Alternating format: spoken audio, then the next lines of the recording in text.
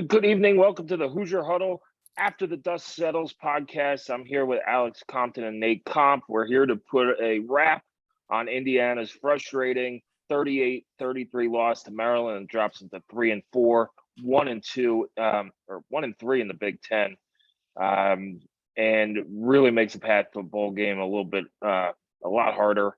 And with Rutgers coming up next and a bye week.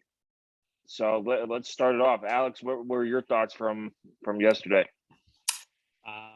This team is a couple plays away from being 1-6. So tough. And, we've talked about it throughout the season so far. I feel like I'm one of the bigger supporters and I try to look at things with a positive lens for this specifically, maybe not everything in my life, but I don't know. I'm running out of words. I'm running out of phrases. We're running out of things to say to try to defend the team. It's just week after week. I feel like the only thing that's consistent is glaring inconsistencies in areas that should not be inconsistent. And, it was a game where you have a 27-24 lead where Tagovailoa goes down with that, looked like a tough injury. So hopefully, he heals up. But, you have a 3-point lead at home in a must-win game. And the backup quarterback, I know he's a scrambler. I think you guys know he's a scrambler. I'd have to imagine the coaching staff knows he's a scrambler. You lose the game to Maryland's backup quarterback with a lead at home, and he doesn't complete a pass. It's indefensible. I don't understand how you let a running first backup quarterback come in down by 3 points, go 0 for 3 passing and beat you. That was a new one for me. So very interesting way to blow a must-win game. Now you have essentially 3 games that you're not going to be double digit, or maybe the Purdue game, but the Rutgers and the Maryland or the Michigan State game, you probably won't be double-digit underdogs. I think the IU's a 2-point underdog. Right. So you'll be an underdog in every game the rest of the season, and you have to beat Rutgers, Michigan State, and Purdue now to get the 6, which after what I've seen the last 4 weeks doesn't seem very likely. There's been, the Maryland game and the Nebraska game. Those are 2 games where the opponent tried to give you the game. Maryland is super poorly coached and still beat us yesterday. So, there were a lot of cool things, a lot of different wrinkles we saw on offense, and I liked how aggressive the defense was again. But, you can't have a taunting penalty, which probably wasn't.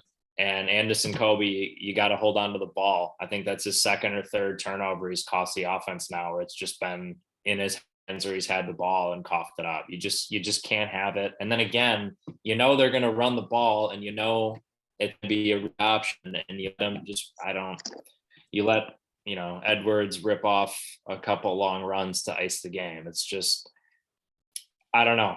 Those are my thoughts, and it's tough now to focus on the things I did like yesterday, which there were, a handful of them again, but it's just tough when there's the glaring inconsistencies every week feels like the only constant right now in the program. Yeah, and I think another thing with we're inconsistent with our inconsistencies too, of I never really know what to expect with this team of, are we going to be a good running team this week? Are we going to be can I rely on our defensive secondary? Can I rely on Bazelak to be accurate? Every single play seems to be a entirely new variable, more than it should be. I never know exactly what we're going to see from this team. So yeah, yesterday was just super demoralizing. Yeah, I kind of feel different. I mean, I get it's frustrating, and I might have been on a different planet, things like that. To me, the taunting penalty is inexcusable. I know it's a soft, stupid flag, and they're college kids, and he made a big play. It gave them a first down. You're probably looking either they're punting or they're going for it in their own territory on 4th and 5. And that's the game right there to me. You start the game, you try and get Bazelak out of the pocket, with an easy pass to the tight end, and he short arms it over, tipped interception, a really bad throw to start the second half. You just put yourselves in holes as well. And Bazelak had probably his most consistent game on Saturday. He completed upward, I think, of like almost 70% of his passes, which is by far his best completion percentage of the year for IU. But he threw 2 intercept before you could even get into your seat. I mean, like, I DVR'd the game before they even got to the IU game. Maryland has a 1st and goal from like the 3-yard line, and you're going, what the heck just happened? So, as much as it is the backup quarterback coming and running in and not having adjustments, it's you gotta figure out how to survive the first 5 minutes of the game without doing something stupid. And that's where we're at. And it's not just under Tom Allen. This has been an IU thing for the last gazillion years, probably. I mean, going back to when I was a student and from Terry Epner's days and Jerry DiNardo, this is what happened. You blow the game in the first 30 seconds. IU had 3 turnovers, leads to 17 Maryland points. You give up a huge kick return to start the second half as well. That gives them it sets up a touchdown. I think at one point, I forgot what it was, but Jeff Keg comes in and gave a neat stat. Maryland had 1 drive over 45 yards. 1 drive over 45 yards. So, Indiana's got to figure it out. They got to figure out, you got to put your best players in position. I thought they did that on defense, and your best players didn't make plays. Taiwan Mullen didn't make a play. They missed tackles. Aaron Casey missed a couple tackles, things like that. You had 2 forced fumbles that Maryland recovers, which somehow IU is the last 7 fumbles IU has forced, the opponent has recovered, which you could bounce the ball 7 times to yourself, and that's not going to happen. So, a little bit of it's bad luck, and a lot of it is you got to focus and figure something out. Try something different. We said it, I think it was after the Western Kentucky game, Alex. Chris Freeman cannot kick off. He cannot kick off. Octavian Smith was returning everything yesterday. So why not put Charles Campbell in and kick it into the end zone or out of the end zone? And I know that there was a wind going from south to north yesterday, and it probably holds the ball up. But you got to give yourself the best chance to win. And you got to get Connor Delp off a punt return. That ball has to be caught at the 9-yard line, not let it bounce and down to the 1, because you're up 3 points. I think there was 9 minutes left in the game, and you're starting to drive at your 1-yard line. That's it. We saw it in Nebraska. It doesn't work. You got bailed out with a pass interference penalty to move the ball out, and then you did nothing. I didn't think the draw play was all that bad. It almost hit. And I know IU fans were like, how do you let the line come rushing in like that? Well, that's the whole point of a draw play.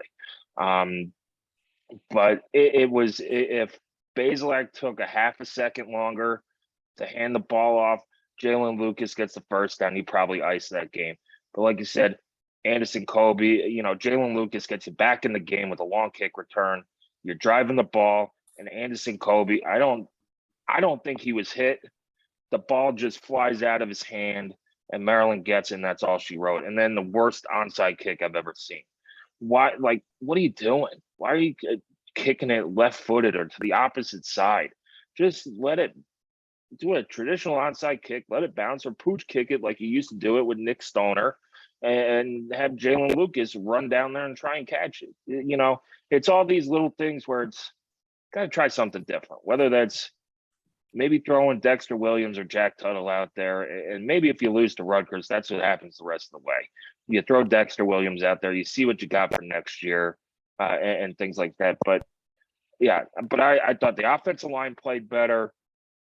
IU had the game One, I thought Tom Allen called a pretty good defense until Billy Edwards came in. Guys just have to make plays. Yeah, I mean, I agree with most of those points, but again, despite all of that, you have the game in hand at the end of the game, and you let Maryland's backup quarterback, who again did not complete a pass, go 7 plays, 61 yards, 7 plays, 62 yards for 2 touchdowns to ice the game. Yep. So and then despite all that, Lucas takes the ball out and you go, wow, that's a play that happens to IU. That's not an IU play, right? Big kick return, feeling good. I think it was a good run on first down, and then Kobe fumbles, and then the game's over. Yeah, the 50-yard line, or Maryland's 45 right there. Yeah, it's frustrating. But, Alex, we talked a lot this offseason. You get what you put in. You get what you put into your football program. And Indiana fans think that, you're going to wave a magic wand and you're going to fire Tom Allen, and all of a sudden you're going to get the hot name coach and you're going to be competing for Big Ten East titles. That's not how it works. We talked about consistencies and constants, but with the loss yesterday, we're the first Division I FBS program to get to 700 losses in history, which I talked about it, I think, before the Cincinnati game. Tom Allen stuck at 29 career wins. And I said, for things to not spiral in pinball and get out of control, you'd really hope Tom Allen gets to 30 career wins before IU gets to 700 total losses. Not the case. You're on a 4-game slide now. And, any goodwill you had after that, crazy comeback Western Kentucky win, that's completely out the window now. That's completely gone. It's, the story of 2 seasons right now. So it'll be interesting what happens on Saturday. At this point, I'm not sure it really matters much for getting to 6, but obviously you have to have it now. But yeah, I don't want to keep beating the same drum, because at this point it seems like it is what it is. But the only constant in the over 100 years of Indiana football now is never spending money on it. And it has a direct correlation to being the first team ever to the bottom of the stand. People want to act like it's, luck and tradition. And no, the tradition is not spending money on football, being an embarrassment and a doormat, and then getting to 700 total losses. I was at a couple bars in Chicago on Saturday. The looks I got when I asked people to turn on ESPN2 to watch Indiana football, you would have think I just said, hey, can I have $100 out of the register? It's and I'll, defend the program and be around the program and support the program until I, kick the can. But I'm embarrassed. It's embarrassing, so, I don't want to ask for the Indiana football game on at the bar and act like I'm, robbing the place, speaking a different language, or have my shirt off at the bar. But I don't know. I think there was some crazy game I wanted to put on. It was like a Tuesday night action game. I got the same reaction in Indy. But Nate, you're about to say something. Go ahead. Yeah, I was going to say, we saw the direct correlation, I feel like, this week of you spend the money to pay out Hiller so that he will no longer coach our offensive line that we've called for the last 2+ years, it feels like, honestly. And the offensive line was better almost immediately in just 1 week. This week, we gave up the 2 sacks. Both were the intentional groundings in the very beginning of the game. And then Sales and Benson played on the right side of the line.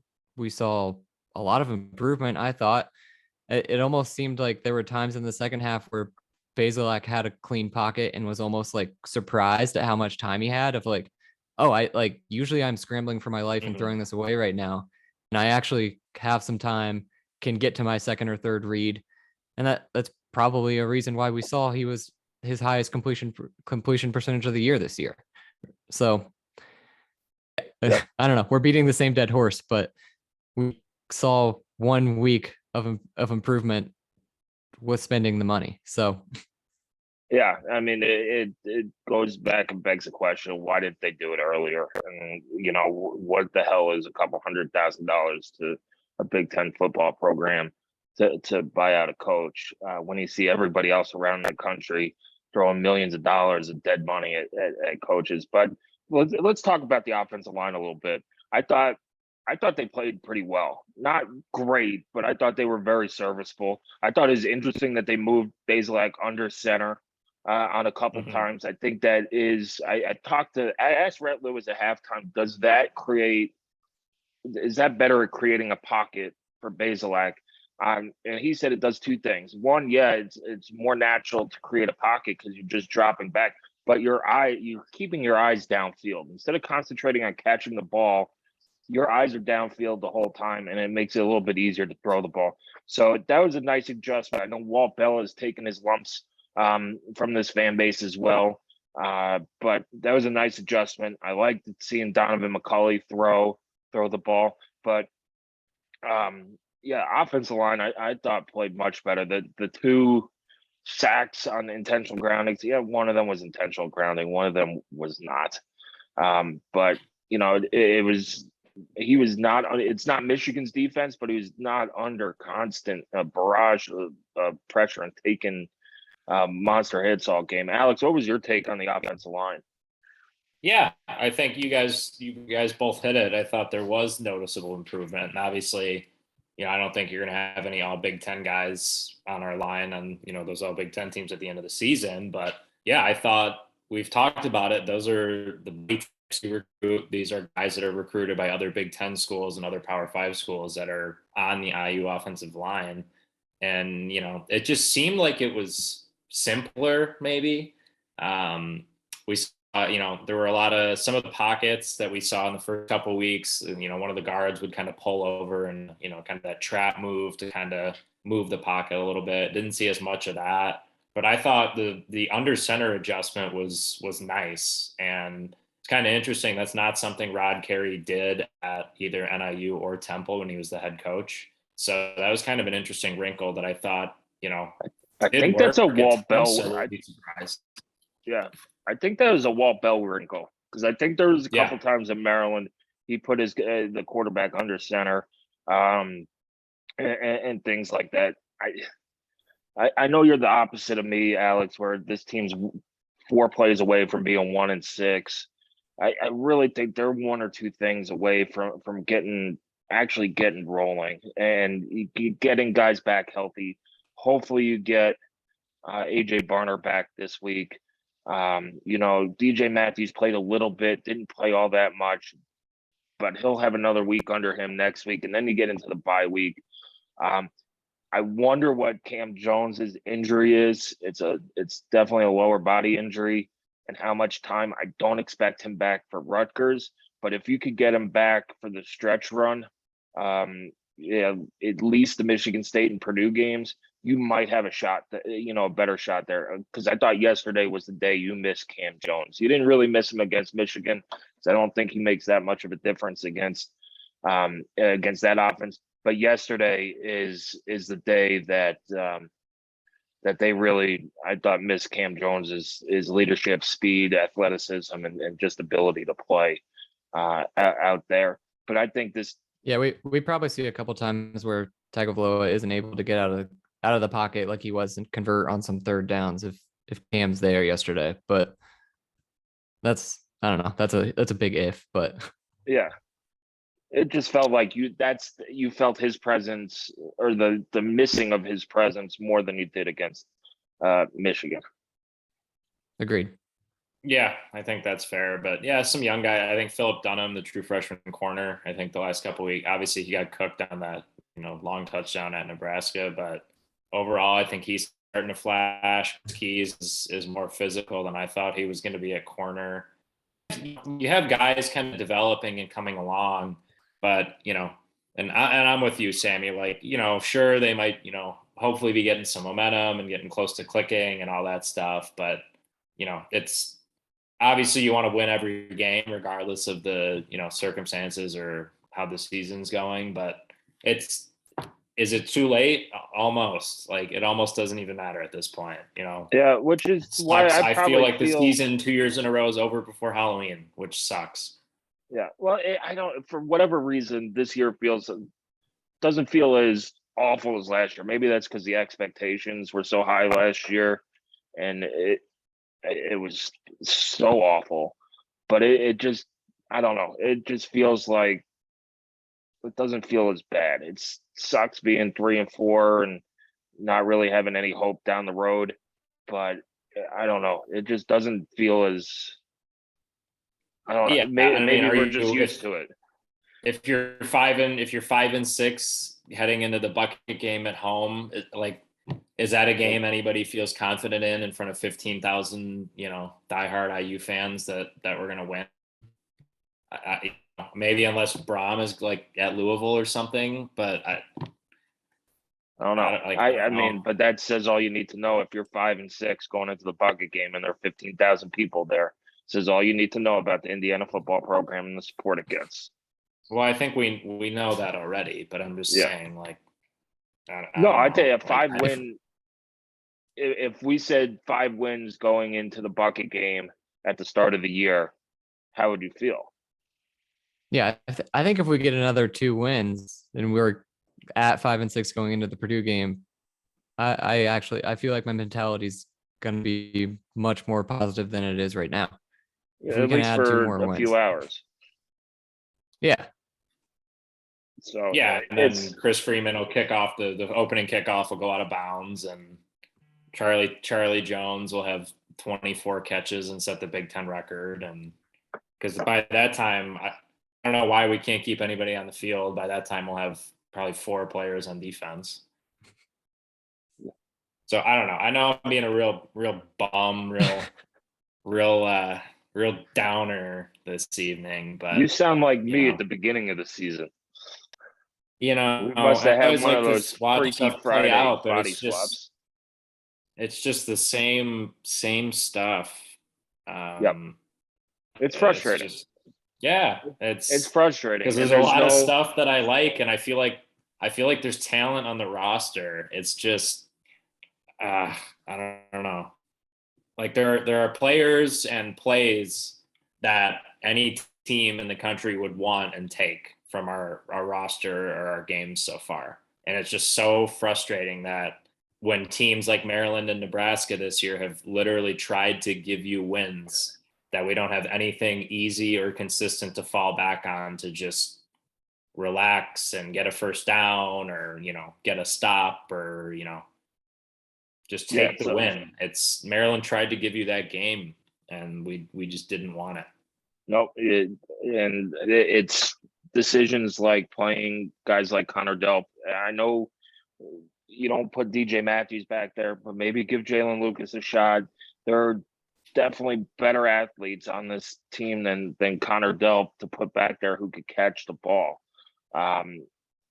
And things like that. And you have one of the best kickers in the country.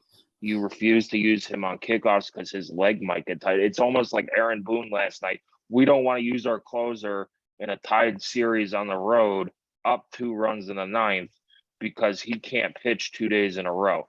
It's a 12-game season. Let him kick. You need as many positive plays as you can get and string them together. But yeah, it's frustrating. There's a simple solution, and that simple solution has eluded IU football for 140 years. And that's probably the most frustrating part is that we're stuck in 1980. And it's not 1980 anymore. You got to invest in NIL. You got to invest in facilities. And even NIL is probably past facilities at this point from what I'm hearing. But you got to at least you can't have an indoor facility that you don't show to recruits. You don't have to build the Taj Mahal, but build something and say, hey, this is when it's 10 degrees in February. This is where we're going to be practicing and things like that. So look, people want to fire Tom Allen. One, if they pay the buyout, you're not affording a good young head coach or a proven older head coach that you want. So, be careful what you wish for. It's either you got to put your money where your mouth is for Indiana football, and that's the solution. If you don't want Tom Allen around, put your money where your mouth is. If you don't want, 2-3-star players, you got to put your money where your mouth is. Go get an NIL deal for Deshaun McCullough so he can stay, and things like that, because guys are going to leave, and you're not gonna keep up with the Joneses recruiting wise. Maryland is going to get that Under Armour money and whatever other money they have coming through there. I'm sure Rutgers will figure something out. Wisconsin will figure something out. All those, Nebraska will figure it out. All those teams that IU beaten in the past 3-4 years, well, they've caught up and passed IU, and that's the frustrating part, because IU was on the precipice of kind of being a team that, all right, this is where you want to be. A 7, 6, 7, 8 win team, with your down years of five wins, and you're right there, and you didn't capitalize on it, and things like that. And I think and I think I speak for you, Alex. That's the most frustrating part, is that you didn't capitalize on it. Yeah, and I tell a lot of people, they're like, oh, how do you keep doing this? Why do you keep watching? Why do you keep, blah blah blah. One, because it's fun and it's my alma mater, so that I've never understood that. Why do you root for football? Because it's my freaking alma mater. Like, what do you? And it's college football. It's the best sport. But yeah, the frustrating part. I understand, like, I get the landscape of college football. I understand, where we are as a program. I understand expectations. I'm not asking us to be 10-2 every year and hosting game day and Fox and all, I understand. I just want a stable, like, middle of the road program. Honestly, and this sucks to say, I want what Purdue has right now. They have a clear identity with Jeff Brom. Their administration is heavily football focused and pumping money into the stadium and the program. And they have awesome fan support, which sucks to say that. But what Purdue has right now is very enviable. And when the Big Ten changes heavily landscape wise in the next 2 to 3 years, with USC and UCLA both looking good right now, you figure more teams get added. There's going to be more eyes on the Big Ten. There's going to be more eyes on Indiana. And at this point, it's tough to not say that in, 3 years or whatever, when the whole landscape shifts, that we're not the absolute doormat of a mega Big Ten, which sucks. And you might get left out of a mega Big Ten, because teams are not going to, whoever's in charge of the TV deals, not going to say, hey, what, we'll make more money if we get Indiana out of there, because look, basketball is irrelevant when it comes to this. We're not going to get more money because Indiana football is in here, but we could have, Notre Dame football and kick Indiana to the curb. They're going to do it more times than not. Doesn't matter if Indiana has been a member of the Big Ten for 150 years or whatever it is, or if they're a charter member. None of that matters to these people. None of it. And so, everybody who says Indiana football needs to go to the MAC and dominate, one, you might get your wish. You might get your wish, and it's going to be for all sports. Two, if you go to the MAC, Indiana's not going to dominate, because you're not going to get Big Ten level athletes. And three, a lot of your sports are going to go by the wayside, because you're not generating money to keep them aside. So, the women's basketball program has really come up in the last few years.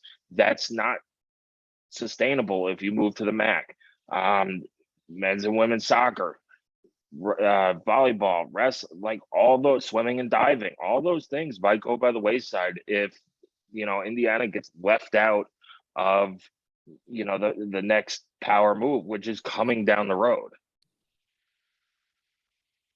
Yeah, and it's just, I guess, sorry to cut you off, Nate. I'll go quick, but it's hard, and I know this is supposed to be game focused and on the Maryland game, but it's college football is so reactionary after every Saturday, and I always try to stay above that and kind of look at health of programs and trajectories and things like that. And I guess that's why I'm extra fired up this evening, is that what I feel now versus what I did, even after last year, I felt like we were still pretty stable and had a lot of good things going for us. I am now officially back in the, I don't know where we're going next. I don't know how good I feel, that kind of. So Nate, I don't know if you were going to kind of go on that, but I do kind of want to wrap up our overall thoughts after you go here and kind of get back into the Maryland game before we kind of conclude here. Yeah, I'll just quickly add on to what you had just said of like yesterday was like extra hard of the I need to not be reactionary kind of feeling, because as soon as our game ended, then I had it going on two TVs anyways, but then I started actually like really paying attention to Bama, Tennessee, and just to be like, 3 years ago, we pretty much had them beat in the Gator Bowl, and now they are storming the field, taking the goalposts to the bars and throwing it in the Tennessee River. Like that, it was like hard not to be like, dang, what, like, how did the two trajectories of these programs go entirely differently? But yeah. So on that, I think Emory Simmons has kind of flashed finally, Nate. That's a great segue. That's a fantastic segue.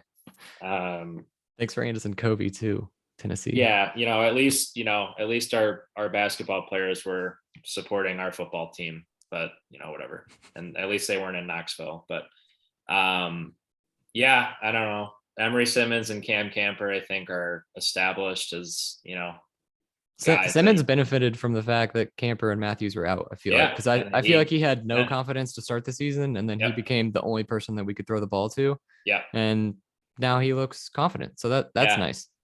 Yeah, and then that Camper back shoulder touchdown. I think Camper, again, we talked about it. We initially, when we signed him out of the JUCO in Texas, thought he was more of like a depth add. At this point now, I think he can play in the NFL. He's easily our wide receiver one. He might be the undrafted free agent that the Packers get for Aaron Rodgers next year.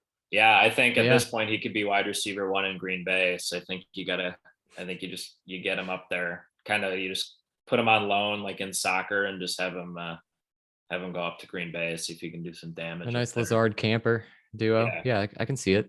Yeah, I think that's a good plan. But yeah, we finally saw it. Donovan McCulley played the perfect game at quarterback, 1 for 1 with a dime. I think Aaron Steinfeld has been pretty good in the absence of Barner. It was nice to see him. He's gotten a lot better at blocking on the edge. Yeah. It was nice to see him get that garbage time touchdown at the end, because he had that one wiped away against Michigan the week before. Doesn't really have like breakaway speed, but like he's find his way open, which is nice. Yeah. And then I think we've talked about it, and I think Nate, you or Sammy tweeted it yesterday. Is Henderson like clearly running back one now? All the comments were our opinion, or in the coach's opinion? Our opinion, I think we've established that probably post Cincinnati game.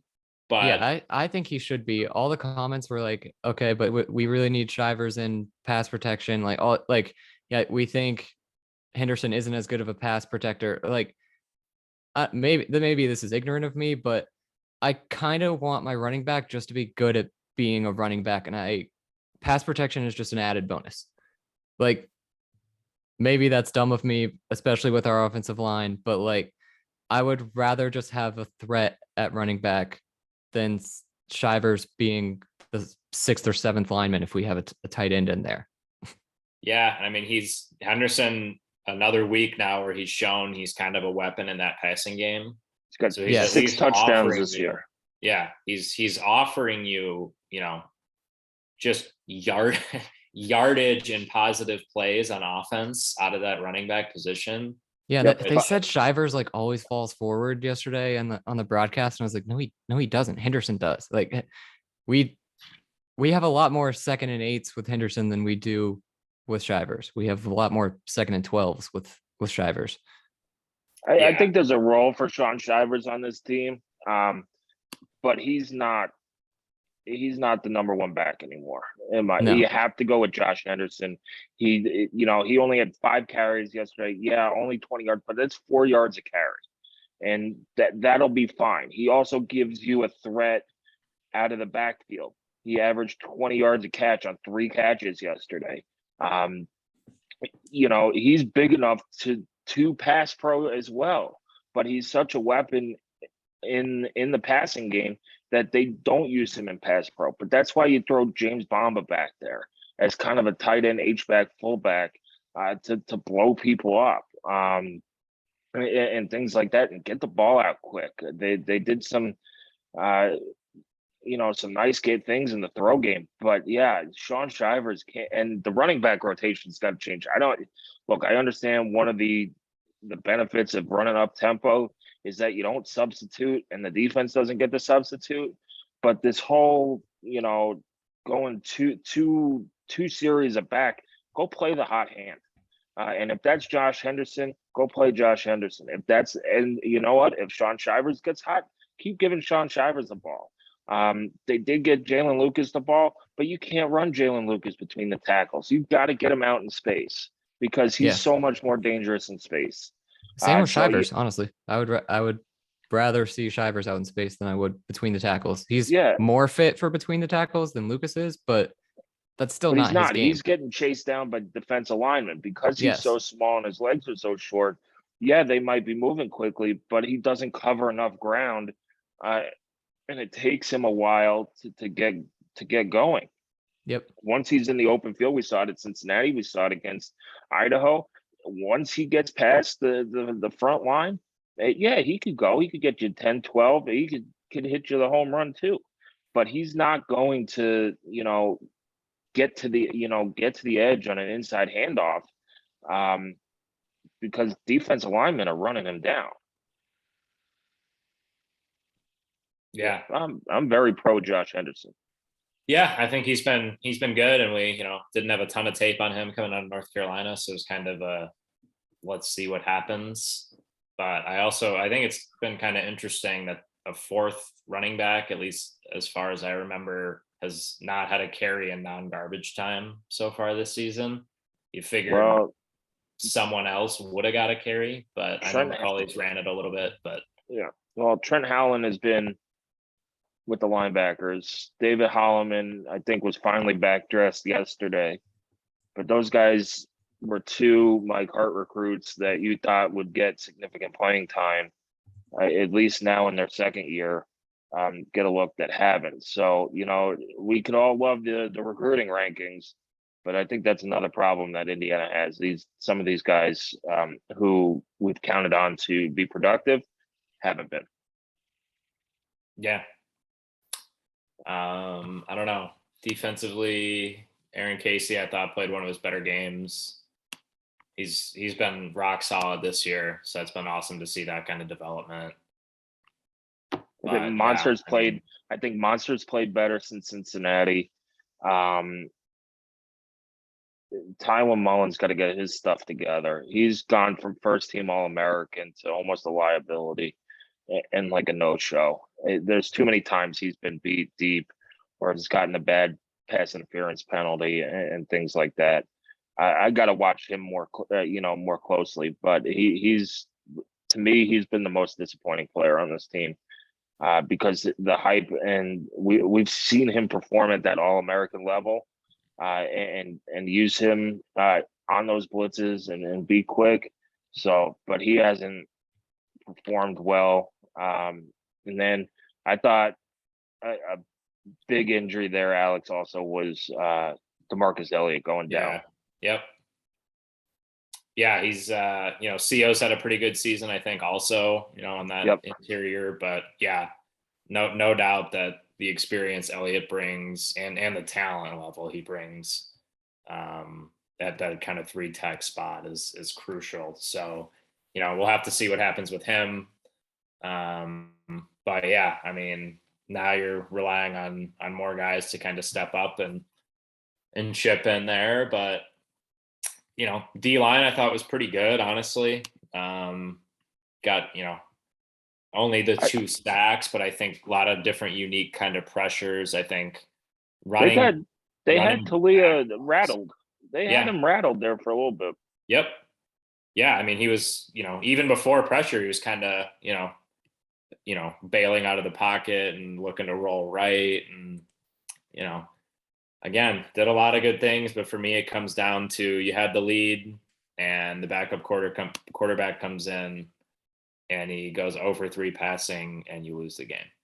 Yep. So we could, whatever we just talked about for an hour, it really comes down to that is another opportunity where they said, here, come take this game.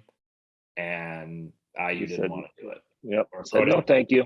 Or couldn't do it. I don't know which is the right word. I would say couldn't do it. That's, couldn't do it. Wouldn't do it is more on the effort side. I can't question this team's effort. I think they put forth a good effort all year. They just didn't do it.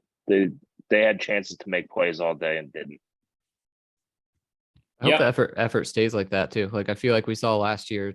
That's the difference where I think, and that's what I'm interested to see against Rutgers is, do they give the effort that they've been given all year, or do they give the Rutgers 2021 effort where they fumbled in the first play of the game and you lost 34-3? Yeah, when the losses piled up last year, you could very quickly see that like half the starters it felt like had checked out and half might be nice. But I feel like we've at least seen fight from the entire team the whole season so far. But now is when that will really be tested, because 2 games in a row you've kind of given away what could have easily been wins. So 2 out of 3. Michigan was not. Yeah, sorry about that. That's okay. 2 out of 3. But that's what I think is the difference between this year and last year is the effort and the buy-in that it's still there through whatever games, 7 games in the season, whereas 7 games through last year, it was not. For sure. Yep. I don't know. Got to win on Saturday, or I don't care how hard they play. So got to win. Yep. But we'll still be covering them, Alex, because that's what we do. We're here every week that I'm not driving back from Nebraska. But we'll be here every week breaking it down for you all. Indiana kicks off at noon against Rutgers on BTN in Piscataway. I'll be out there in the radio booth helping Don and Rhett with statistics. Alex and Nate will be probably sharing Twitter duties at the same time. And then we'll have Zach, Matt, and everybody after the game with our analysis, our breakdowns, and things like that. So keep coming back for the lead up to the game. To HoosierHuddle.com. Follow us on Twitter at Hoosier_Huddle. Subscribe, like, and rate our podcast as well. And follow us and subscribe on YouTube. We're here. We're talking football. We'll take you all the way up through the end of the season and then the off season and into next year. So we're here. We're always here, unlike some other sites, but we're always here and happy to commiserate together. So thank you guys for joining me. For Alex Compton, Nick Comp, I'm Sammy Jacobs. This has been Hoosier Huddles After the Dust Settles. Hopefully we have a happier After the Dust Settles next week. But enjoy another week of college football. I don't know if it can beat last week's, but you have another full slate coming up. Enjoy it. Season goes by quickly.